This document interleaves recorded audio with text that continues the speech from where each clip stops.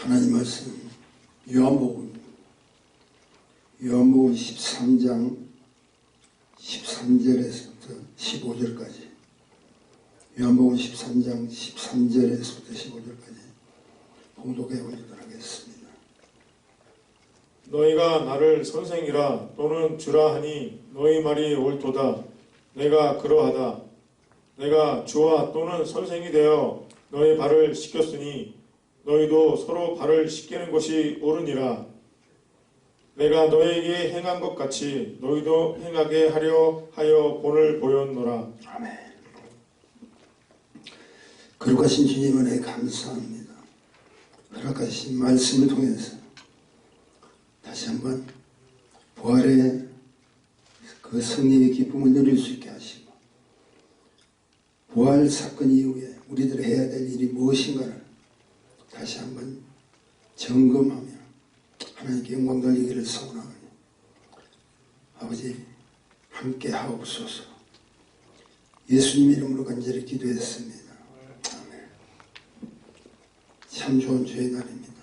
우리 하나님께서 함께 하시고 하나님의 인도하심과 축복하심을 통해서 우리 모두가 하나님의 권능의 손길에 사로잡힐 줄 믿습니다. 어저께인가요? 차를 이렇게 타고 오는데 기독교 방송에서 어느 분이 이런 말씀을 하더라고요. 중보기도 요청을 하면서 LA 중심으로 한 인근 지역 카운티겠죠. 이번 코로나 팬데믹으로 말미암아 한인교회가 120개가 다 크로즈되고 그 2년 사이에 120개 그 통계 숫자를 그렇게 많이 이렇게 다쳤나. 여러 가지 이유가 있겠죠. 그런데 그 중에 그분이 주장하는 그리고 그분이 기도 요청을 하는 내용 중에 첫째 온라인 예배 우리가 드리잖아요. 대면 예배를 보지 않고 그러니까 긴장감이 자꾸 줄어든다는 거예요. 성전에 나와서 하나님 말씀 직접 듣고 하는 것과 달리 긴장감이 없다는 거예요. 그리고 두 번째 결정적으로 큰 문제가 재정 문제랍니다. 성도들이 쉽게 해서 헌금 물질을 주님한테 바치는 빈도가 예전보다는 어렵겠죠. 힘들겠죠. 참 안타까운 일이에요. 그러나 그것보다도 더 문제, 자신 앞에 닥친 이렇게 어렵고 힘든 그 문제 속에서 하나님의 손을 자꾸 놓고 있는 사람들이 많아진다는 거예요. 긴장감이 해이해져 버린다. 우리가 하나님의 구속의 은총을 입었지만 그래도 하나님 성전 나와서 하나님을 한번 붙들려고 그분의 손길을 한번 잡아보려고 오늘 우리가 중보기도도 했지만 준비기도도 했지만 그 말씀 속에 사로잡혀 보려고 몸부림치는 우리 성도님들을 볼 수 있습니다. 근데 우리가 이렇게 한번 생각해 보자고요. 초대교회에 자신 앞에 닥친 환난을 몰라서 그들은 숨어서라도 예배를 드리고 기도를 했겠습니다. 저 은혜의 소식 메시지 중에 그 카타콤 초대교회 지하 무덤이죠. 제가 아주 오래전에 예수 믿기 전에 거듭나기 전에 그곳에 간 적이 있어요. 그때 그림 좀 그려보려고 갔는데 지금 생각해 보니까 어떻게 그런 지하 속에서 자기들끼리만 통로로 이렇게 사인을 하면서 숨어서 예배를 드리고 발각되면 그들은 다 사자밥이 되고 이런 잘 아시죠? 불에 타서 하염을 당하고 그리고 돌에 맞아 죽는 거예요. 여러분 잘 알다시피 빌립 집사도 돌에 맞아 죽잖아요. 그들이 그런 것을 몰라서 그렇게 했겠습니다. 그도 압니다. 말씀을 듣고 예배를 드리고 기도 가운데 그런 사실을 몰라서 그런 것이 아니라 왜 그랬을까요? 알면서도 그렇게 하는 게 무엇입니까? 한 가지죠. 자기 자신들이 주님을 만났다는 거예요. 그 주님을 만남으로 지금은 육에 속한 자가 아니라 하늘에 그분의 손길 안에 사로잡힌 영의 사람으로 바뀌어졌다는 거예요. 신분이 바뀌어졌다는 거예요. 이 땅에 사로잡힌 자가 아니라 성령으로 거듭나서 이제 뭘 이야기하면 하나님의 사람이 됐다는 거예요. 자신의 것을 모든 것을 포기하고 그리고 하나님의 원함과 기쁨이 무엇인가를 자기들은 알기 때문에 그냥 그 길로 뛰어드는 거예요. 우리 영화를 통해서나 이런 영사도시를 보면 얼마나 핍박을 당하고 우리 지금 같은 물론 바이러스라는 질병 때문에 문제가 아니라 그들 바로 죽어버려요. 잡히면 죽는 거야. 그래서 그런 것을 알고도 했던 건 아버지라고 부르는 전능하신 우리 주님께서 우리 함께하기 때문에 그러죠. 성령 받은 자의 삶이 뭡니까? 자신의 생각과 말을 통제받아야 돼요. 누구를 받아야 되냐면 하나님 그분으로 받아야 돼요. 옛날에 나 육에 속한 사람이기 때문에 내 생각과 내 방법과 내 이론을 내세울 수 있지만 성령 받은 자는 달라져 버려요. 내 속에 지배하고 계신 분은 하나님의 영이라는 거예요. 성령이라는 거예요. 그래서 이제는 모든 자신의 육체적인 다 버리고 성령의 소욕에 따라서 살아가는 한마디로 뭐라고 이야기해야 돼? 길들여진 사람들. 세상 육신에 길들여진 사람이 아니라 하나님의 사랑에 길들여진 사람이에요. 그래서 그 길들여진 사람은 우리가 도저히 이해가 되지 않더라도 그분의 소욕대로 살아가는 그분이 이 길로 가라면 가야 되는 거예요. 지금 보십시오. 전쟁 막 일어나자. 투쟁의 삶을 살아야 되냐. 천부가 투쟁하고 전쟁 치르고 바로 이런 때 우리들이 해야 될 축복이 무엇인가. 저는 이렇게 생각합니다. 온유하셔야 돼요. 겸손하셔야 돼요. 그리고 무엇보다도 섬김의 삶을 보여주셔야 됩니다. 우리가 예수 믿기 때문에 투쟁해야 됩니다. 우리가 투쟁해야 됩니다. 난 이해가 되지 않는 거예요. 목사님들이 왜 그리 정치판에 뛰어들어서 야야 베드로 뭐라고 합니까? 위정자들을 위해서 기도하는 거예요. 우리가 다녀할 바가 아니라는 거죠. 주님께서도 말씀하시죠. 가이사의 법은 가이사의 법대로 순하는 거예요. 우리가 할 것은 그들을 위해서 위정자들을 위해서 기도할 뿐이지. 목사님들이 막 나와가지고 정치와 싸우면서 참 안타까운 일이에요. 그 시간에 천하부터 귀한 한 영혼을 주께로 인도해 오는 것이고 오늘날 우리들의 삶이고 우리들에게 허락하신 하나님의 축복인데 그래서 그 삶을 살기 위해서 우리는 불의를 당하는 것이 아니라 견디라는 것이 아니라 오히려 섬기면서 예수 믿는 사람은 저렇게 하는구나. 예수 믿는 사람은 저렇게 말도 스스로 통제할 줄 알고 그냥 입 달렸다고 생각이 있다고 내가 하고 싶은 말 하는 거 아니에요. 그래서 사랑은 뭐라 그러죠? 오래 참으라 그러죠. 성령으로 거듭난 자들이 그러면 안 되죠. 오늘은 우리가 죽은 자 가운데서 다시 사신 우리 주님 부활하신 이후의 첫 주일 예배입니다. 많은 자들이 안타까운 것은 부활 따로 삶 따로가 다 우리 부활 첫 예배를 다 끝나면 그 다음에 완전히 끝나요. 부활하셨기 때문에 우리에게 주시는 그 축복이 무엇인가를 깨닫고 내가 그분의 뜻을 따라서 성령의 소욕대로 내가 어떻게 해야 될 것을 알고 오히려 더 겸손하고 오히려 더 온유하라고 그랬잖아요. 오히려 더 영의 사람이 육의 사람처럼 행동하지 말고 영적인 거듭난 하나님의 백성처럼 살아가라는 거예요.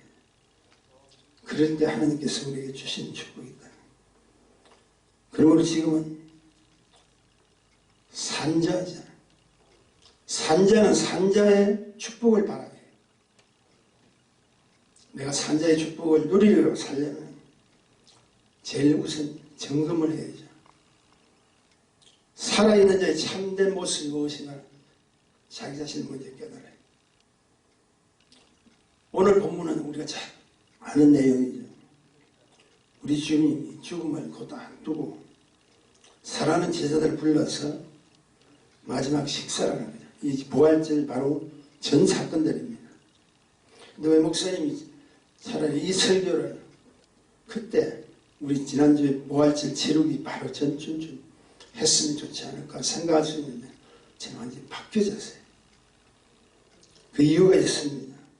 사랑하는 제자들과 마지막 식사를 하기 전이죠.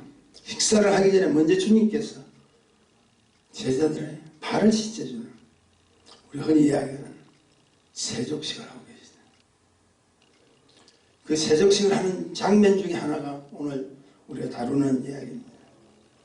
굳이 그렇게 하셔야 했어요. 근데 우리 주님은 내가 죽어도 다시 사는 부활을 너희들이 보고만 끝나는 것이 아니라 죽었다 사흘 만에 살아난 기적 같은 그 하나님의 은총을 보고만 있는 것이 아니라 보았기 때문에 너희가 해야 될 일을 내가 사전에 먼저 너희들에게 본을 좀 보이기를 원한다. 오늘 성경에 본을 보이기를 원한다. 나는 이런 사역을 너희들에게 주기를 원한다. 내가 죽으러 갈 때 너희들은 타락할 것이다. 너희들은 나를 배반하고 간다. 그러나 이 사실을 확실히 성령으로 경험한 자는 주님 한 분 때문에 내가 어떻게 해야 될 것을 가르쳐주는 본을 보기를 원합니다. 예수 이름으로 싸우라는 게 아니죠. 예수 이름으로 섬기라는 거죠. 예수 이름으로 겸손하라는 거죠. 예수 이름으로 온유하라는 거죠. 그것을 내가 너희들에게 보여주기를 원합니다. 너희가 부활을 보았다면 부활 이후에 너희들의 삶에 축복이 무엇을 통해서 떨어지냐. 주님께서 참으시고 십자가에 달려서 마지막 죽기까지 하셨던 그 사건 속에서 너희는 너희 이웃을 섬기고 너희는 서로 사랑하고 너희는 서로 행함으로 하나님이 살아계시고 지금도 함께하고 계신다는 걸 보여주라는 거예요. 묻습니다. 섬김을 통해서 축복받기를 원하시면 아멘 하십시오.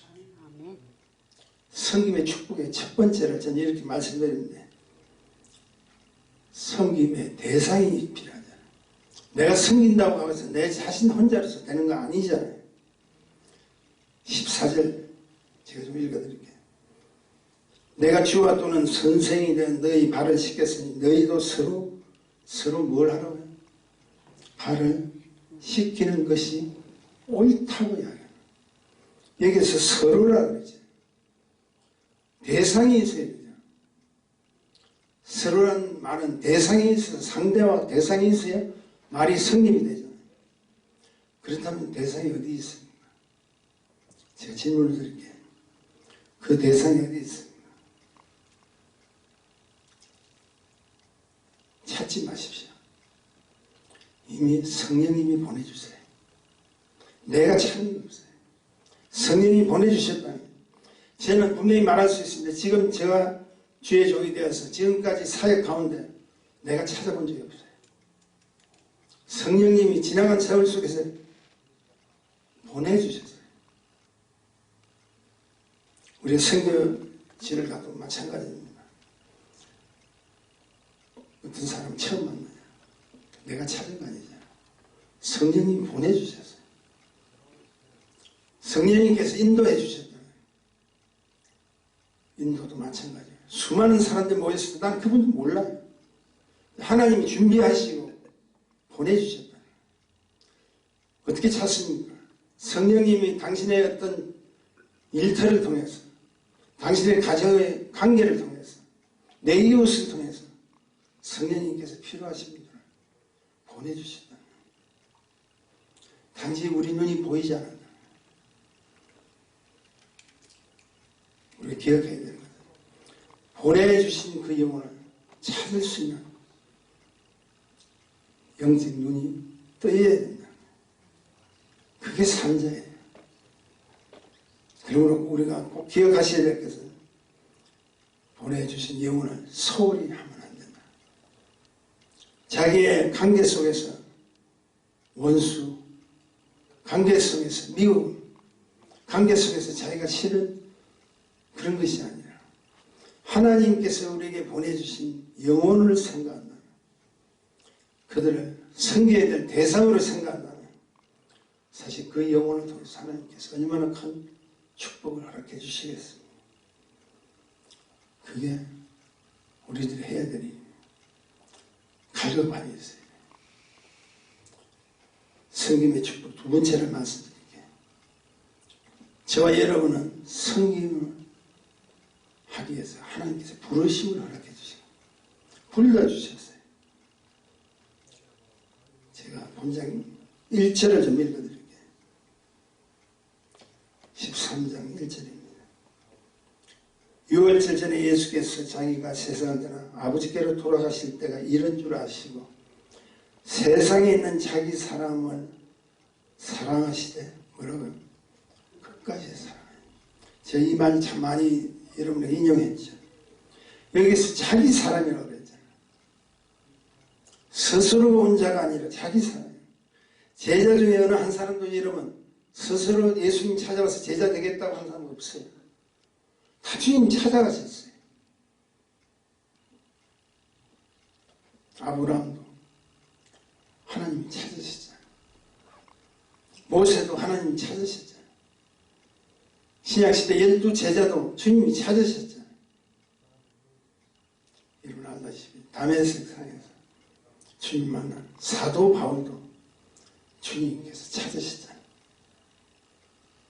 부르심이 있다는 거예요.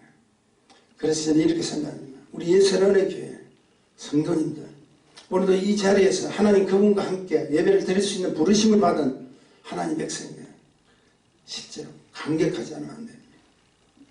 그분이 불러주셨어요. 요즘 한국의 대통령이 바뀌었죠. 이제 새로운 대통령이 이제 등장합니다.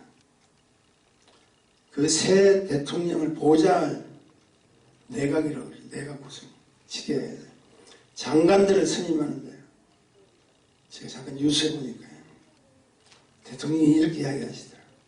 각 분야의 최고의 실력자를 저는 뽑습니다. 최고의 근위자를 저는 뽑습니다.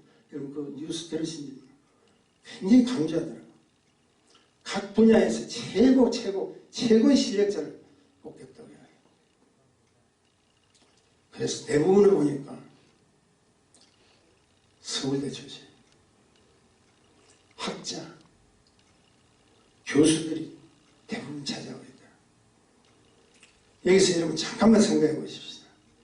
우리 주님이 불러주신 12제자들, 우리 주님께서 택하신 부르심을 받은 하나님 백성들, 아마 사도 바울 빼고는 거의 특별한 전과 특별한 세상에 영향력을 끼칠 사람 아무도 없는 것 같아요. 아주 보통 사람이에요. 그들은 박사도 아니었어요. 근위자도 아니었어요. 실력자도 아니었어요. 근데 주님은 그들을 불러주시고 고기 잡는 어부 베드로에게 너는 이 시간 이후에 사람을 낳는 어부가 되게 해요. 내가 개입하면 어떤 누구라도 가난한 자라도 실력이 없는 자라도 할 수 없는 자라도 내가 너희를 부르면 내가 너희를 다듬어서라도 세상에 큰 영향을 줄 수 있는 축복의 부르심을 감사하게 여기라는 거예요. 보통 사람들 우리 주님이 부르심은 바로 그런 것입니다. 내가 그들을 쓰겠다. 단순하네요. 이 성경을 보시면서 얼마나 단순하면 단순하기 때문에 그런 것 같아요. 베드로 보세요. 저도 물 위에 걷게 하소서. 그리고 들어가 버리잖아요. 만약에 그 배에 물리학을 전공했더니 공학 박사가 전공했더니 그렇게 전문가가 탔으면 발을 내딛지 않고 뭐라고 생각해요? 자기 나름대로 이론들을 하겠죠. 하긴 모세가 홍해 바다 갈라지거든. 조수 간만에 차를 뭘 계산을 해서 그 순간에 바다 갈라질 때 건너간 것이다. 그렇게 따질 수도 있다. 잘못됐다는 게 아니라 그렇게 따질 수도 있다. 근데 베드로는 어떻게 해요? 모세는 어떻게 해요? 주님 말씀 명령 듣고 그대로 가버리죠. 자신들을 깨우쳐 주시고 불러주시고 그분의 손길에 맞아요. 여러분, 하나님의 나라의 산자로서 하나님께서 기뻐하시는 쓰임을 받는 부르심의 축복이 있다는 것을 꼭 기억하시고 사용받기를 간절히 소원합니다.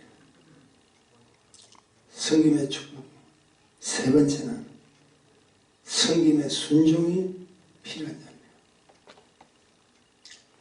베드로전서 1장 22절에 보니까 너희가 진리를 순종함으로 너희 영혼을 깨끗하게 하여 거짓이 없이 형제를 사랑에 이르렀으니 마음으로 뜨겁게 뭐라고요? 피차 뭐라고? 사랑하래. 피차 사랑하래. 여기서 피차 사랑하는 것은 뭡니까? 서로 사랑해야 된다는 거예요. 나와 조건이 맞아야 되고 나와 뭐가 통해야 되고 하는 것이 아니라 피차 서로 사랑할 수 있도록 하는 그 사랑을 왜냐하면 진리 안에서 너희가 순종한다면 그게 분명히 순종이란 말이다. 진리가 누굽니까? 하나님이잖아요. 진리가 누굽니까? 말씀이잖아요. 진리가 누굽니까? 주님이시잖아요. 그 주님 앞에 순종한다면 너희도 피차 상대의 어떤 것을 조건을 따지지 말고 상대의 이야기를 자기에게서 서로 계산하지 말고 순종하라. 진리는 그렇게 끝나는 것이 아니라 그 진리의 순종으로 행함으로 반드시 있어야 열매가 있고 복이 있다는 거예요. 본장 17절에 보니까 이렇게 그 답을 소개합니다. 너희가 이것을 알고 뭐라고 해요? 행하면 너희가 이것을 알고 행하면 다시 말합니다. 너희가 지금 이렇게 내가 너희들에게 주장하는 이 사실을 알고 행하면 뭐가 있다고요? 복이 있다는 거예요. 기가 막히냐. 우리 주님께서 딱 답을 주셔서 행하면 내가 너희에게 복을 주겠다. 다시 말해서 섬김의 대상이 있고 섬길 수 있는 부르심을 받은 자라도 섬김에 순종함이 없다면 아니잖아요. 우리가 부활의 소망을 우리가 포함하고 들었고 체험했다 할지라도 그렇게 수많은 우리의 인생에 결정적인 감사의 축복거리를 주셨지만 내가 그 축복거리에 내 자신이 뛰어들지 않고 내가 행동으로 옮기지 않으면 무슨 소용이 있겠느냐. 근데 오늘 여기서 끝나지 않습니다. 제가 말씀드리시면 지금부터예요.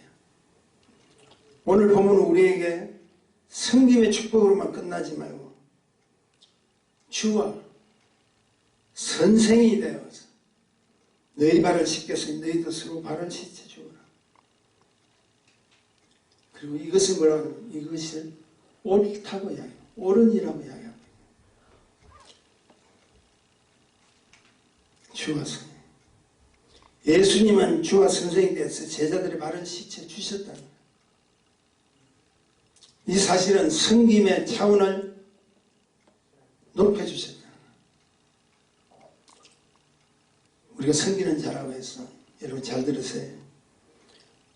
모든 것을 양보하고 맨 나중에 꼴찌라도 하는 것이 좋다는 것이 아닙니다. 섬기는 자가 되라는 말은 당신의 위치를 낮추라는 뜻도 아닙니다. 태도를 낮추라는 거예요.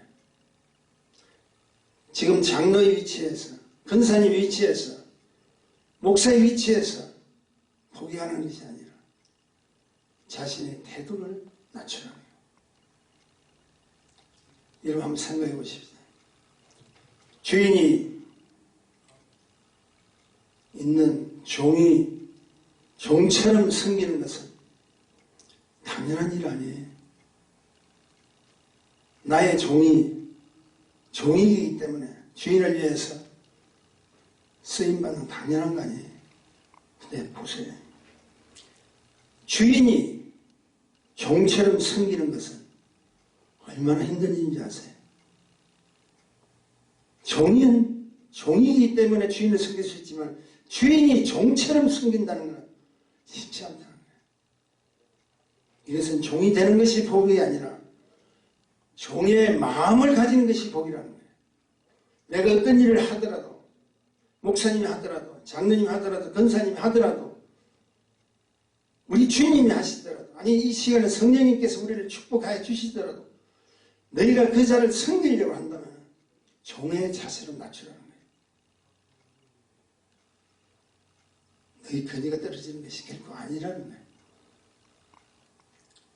물질의 축복을 받고 높은 위치에 오르는 것이 겸손이 아닙니다. 한국 우리가 워낙 유교 사상에 젖었기 때문에 우리 기독교에서 말씀하신 이 말을 조금 목사님은 다르게 생각하셔서 가난한 자 복이 있습니다. 성경에 주님께서 말씀하셨기 때문에 그 이 가난이 아니라는 거예요. 모든 것이 다 내려놓는 것이 복입니다. 내가 꼴찌하는 뜻 아닙니다.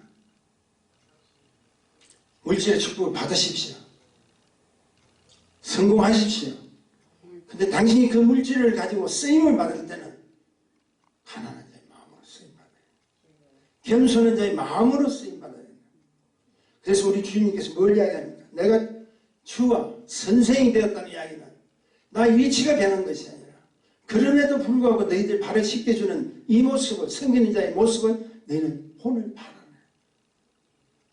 쉽게 얘기해서 한 기업의 사장님이 가장 낮은 직원의 발을 씻겨준다는 거 자기 거 포기하는 거 아니에요. 자기 위치 포기하는 거 아닙니다. 자신의 마음이 우리 주님의 마음처럼 그를 사랑하는 마음처럼 품어주고 해야 된다. 하나님은 여러분 아시다시피 거듭난 자들에게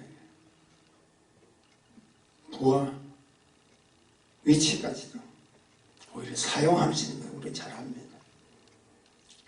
그런 자는 쓰시기를 원하세요. 하나님 아브라함에게 뭐라고 했죠? 너는 민족을 이끌어가는 위치가 거부가 되는 열국의 아비가 되어가시죠. 야곱도 마찬가지입니다. 하나님께서 뭐로 만들어주셨죠? 돈 많은 거부로 만들어주셨어요. 요셉도 마찬가지입니다. 하나님께서 뭘 만들어주셨죠? 남의 나라 재산, 총리까지 만들어주셨어요. 모세도 지도자로 만들어주셨어요. 거부와 총리와 지도자를 통해서 하나님의 영광을 드러나는 그 일에 거룩하게 사용받기를 원하고 계신다는 것이 주님의 뜻이라는 거예요. 저는 여러분에게 말씀드립니다. 바라건대 어려운 부자가 되십시오. 제가 초창기 때도 많이 강조했던 이야기죠. 예수 재벌 되십시오. 재벌 되셔야 돼요. 부자 되셔야 됩니다. 내가 꼴찌하는 것이 겸손이 아니라는 거죠. 내가 그런 부자가 되고 내가 최고의 하나님께서 주신 축복을 다 받았다 할지라도 그 받은 것을 거룩한 하나님 사업에 종처럼 사용받아요. 낮아지는 자세를 사용받아요. 내가 그걸 위해서 내가 선생이 되었고 너희들의 주가 되었지만 선생과 그 주의 모습으로 너희들 발을 씻겨주는 것을 너희도 본받아라는 거예요. 그래서 저는 이렇게 생각합니다. 부활사건 이후에 우리의 모습은 오히려 더 당당하게 나가야 돼. 오히려 더 힘차게 나가야 돼. 작은 무리를 할지라도 저는 여러분에게 간절히 소원합니다. 정말 부자 되십시오. 큰 재벌도 되시고 여러분의 그 부유함이 자수만대로 계속 이어지는 축복이 있기를 소원합니다. 그리고 그 성김이 진정한 성김입니다. 그리고 그 성김을 통해서 하나님께서 당신의 나라에 축복자로 사용받기를 허락하시는 것 결코 잊지 마십시오. 하나님 오늘도 여러분을 기다리세요. 낮아진다는 그 말 내 것을 포기하는 거 아닙니다.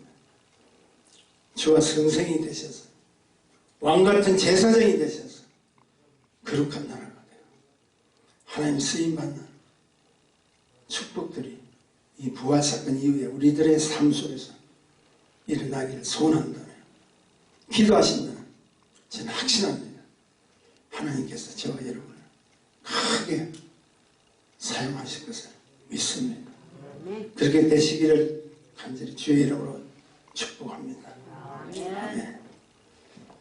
거룩하신 주님 안에 감사합니다. 우리가 가야 할 길은 주님께서 준비하시고 마련하신 축복의 길인 걸 압니다. 부활의 승리는 우리에게 참 자유를 주셨고 죽은 자가 아니라 산 자의 축복을 주셨는데 그 축복을 우리가 누리며 그 축복을 통해서 하나님의 영광된 도구로 쓰임받기를 소원하오니 주님 함께 하소서. 예수님 이름으로 간절히 기도했습니다.